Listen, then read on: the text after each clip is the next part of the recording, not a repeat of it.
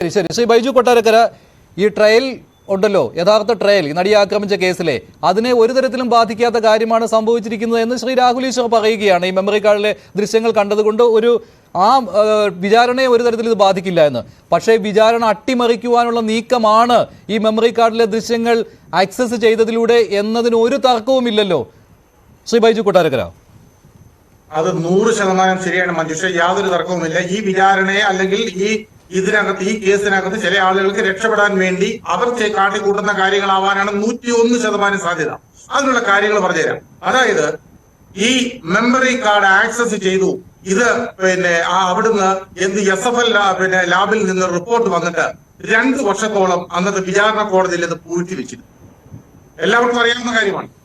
ആ 2 വർഷത്തോളം ഇത് പൂഴ്ത്തി വെച്ചിട്ട് അവസാനം ഈ കാര്യങ്ങൾ പബ്ലിക് പ്രോസിക്യൂട്ടർ ചോദിച്ചപ്പോ അന്ന് അവിടുത്തെ ന്യായാധിപ പറഞ്ഞത് ഇത് നെടുമ്പാശ്ശേരി പോലീസ് സ്റ്റേഷനിലേക്ക് ഇത് അയച്ചു കൊടുത്തു എന്നാണ് പറഞ്ഞത്.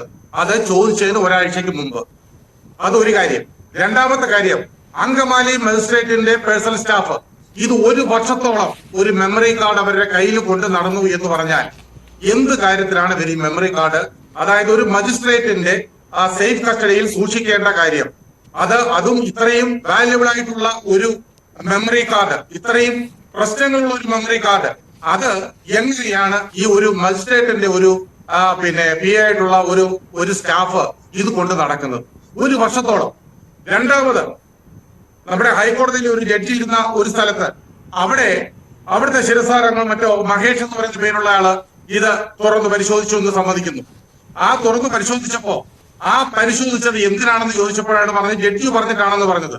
എന്റെ ബലമായ വിശ്വാസം ഏതാണെന്നറിയോ? ആ ജഡ്ജിനെ കൂടെ കുഴപ്പത്തിൽ ചാടിക്കാൻ വേണ്ടി അയാൾ ഉണ്ടാക്കിയെടുത്തൊരു കഥയാണ്. മൂന്നാമത്, ഇപ്പോ വിചാരണ നടന്നുകൊണ്ടിരിക്കുന്ന വിചാരണ കോടതിയിൽ നിന്ന്, ഇപ്പൊ ജില്ലാ ജഡ്ജിയായിട്ടിരിക്കുകയാണ്, പക്ഷെ വിചാരണ കോടതിയിൽ നിന്ന് ഇത് ആക്സസ് ചെയ്തു, അതൊരു വിവോ ഫോണിലിട്ട് കണ്ടു എന്ന് പറയും. അതിനെതിരെ ഒരു നടപടിയും ഇവർ കൊടുത്ത, അതായത് ഈ കോടതിയിൽ നിന്ന് കൊടുത്ത ഈ റിപ്പോർട്ടിന്മേൽ എന്താണ് വസ്തുതാപരമായിട്ടുള്ള സംഗതികളുള്ളത്? ആരെങ്കിലും ചോദ്യം ചെയ്തോ? പോലീസിന്റെ സഹായം തേടിയോ? ഇതിനകത്ത് എന്തെങ്കിലും കാര്യങ്ങളുണ്ടോ?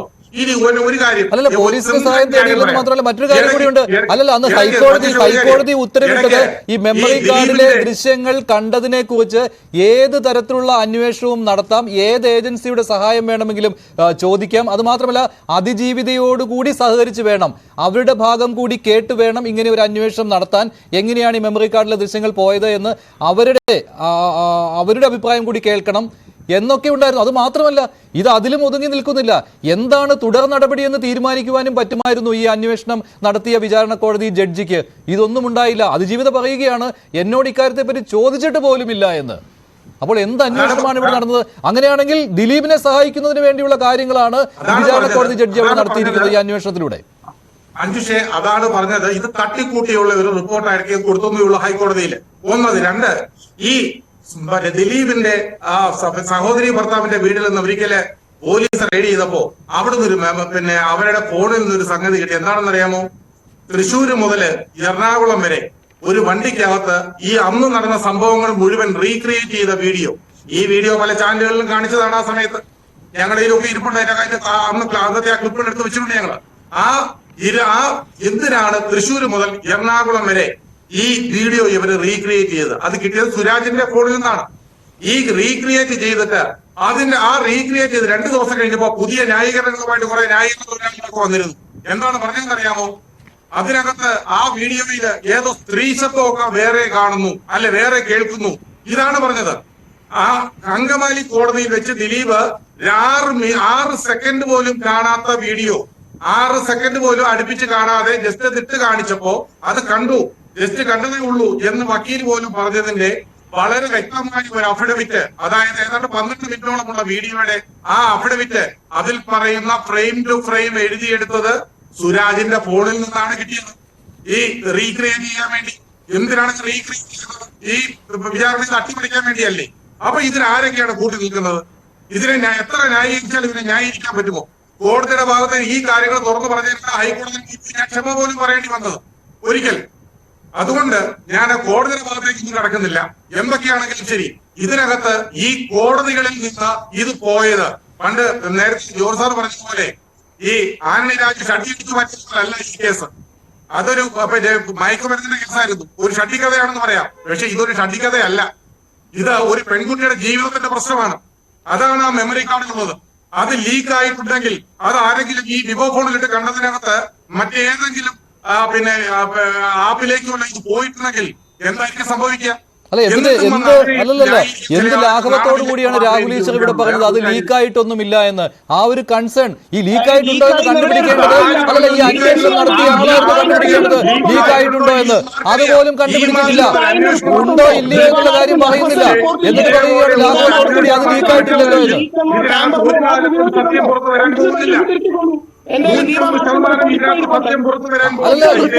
അല്ല ഞാൻ അഫിഡവിറ്റ് വായിച്ചു കേൾപ്പിച്ചല്ലോ. ഇനി അതിനപ്പുറം ഒന്നുമില്ല.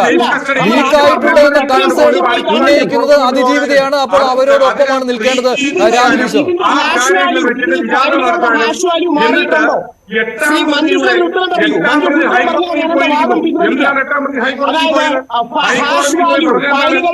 ഞാൻ പറഞ്ഞത് ആ അഫിഡവിറ്റിൽ കൃത്യമായിട്ടും ലീക്ക് ആയിട്ടുണ്ട് എന്നുള്ള കൺസേൺ അതിജീവിത ഉന്നയിക്കുമ്പോൾ അതിനൊപ്പം നിൽക്കുവാനേ കഴിയുകയുള്ളൂ. അല്ലാതെ ഈ രാഷ്ട്രീയ കാര്യമൊന്നും പറഞ്ഞു സാങ്കേതികത്വം പറയണ്ട. ശ്രീ ജോർജ് ജോസഫ്, അപ്പൊ ഇതെല്ലാം കേൾക്കുമ്പോൾ നമുക്ക് വളരെ വ്യക്തമായിട്ട് മനസ്സിലാവും ഈ വിചാരണയെ അട്ടിമറിക്കാൻ വേണ്ടിയാണ് ഈ കാര്യങ്ങൾ.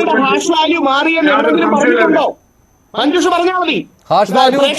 ഒരു സെക്കൻഡ്, ഞാൻ പറഞ്ഞ ഇത്രയേ ഉള്ളൂ.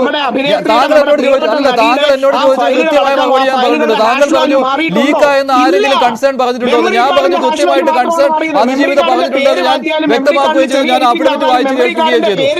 വെറുതെ ആവശ്യമില്ലാതെ സാങ്കേതികം പറഞ്ഞു വരുന്നത് ശ്രീ രാഹുൽ ഈശ്വർ. Shri George Joseph,